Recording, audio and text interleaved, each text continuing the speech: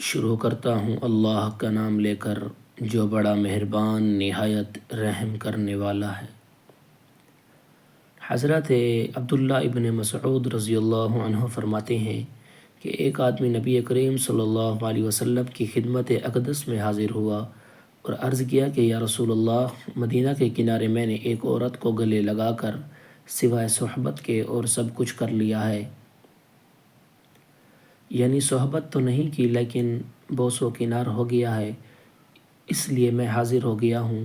جو کچھ آپ صلی اللہ علیہ وسلم چاہیں میرے بارے میں حکم فرمائیں، یعنی آپ صلی اللہ علیہ وسلم میرے لیے جو سزا بھی تجویز فرمائیں گے مجھے منظور ہوگی۔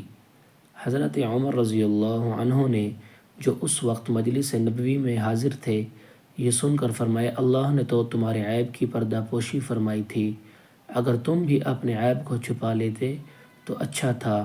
حضرت عبداللہ ابن مسعود رضی اللہ عنہ فرماتے ہیں کہ رسول اللہ صلی اللہ علیہ وسلم نے اللہ کے حکم کے انتظار میں اس کا کوئی جواب نہیں دیا، چنانچہ وہ آدمی کھڑا ہوا اور چلا گیا۔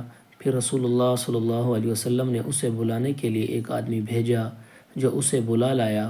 آپ صلی اللہ علیہ وسلم نے اس کے سامنے یہ آیت پڑھی، دن کے اول و آخر اور رات کی چند ساعتوں میں نماز پڑھا کرو، کیونکہ نیکیاں برائیوں کو مٹا دیتی ہیں اور یہ نصیحت ماننے والوں کے لیے ہے۔ لوگوں میں سے ایک آدمی حضرت عمر فاروق رضی اللہ عنہ یا حضرت معاذ رضی اللہ عنہ نے عرض کیا کہ یا رسول اللہ صلی اللہ علیہ وسلم، کیا یہ حکم خاص طور پر اسی لیے ہے کہ آپ صلی اللہ علیہ وسلم نے فرمایا نہیں، سب لوگوں کے لیے یہی حکم ہے۔ پیارے دوستو، مزید اس طرح کی احادیث سننے کے لیے اس چینل کو سبسکرائب اور لائک ضرور کریں۔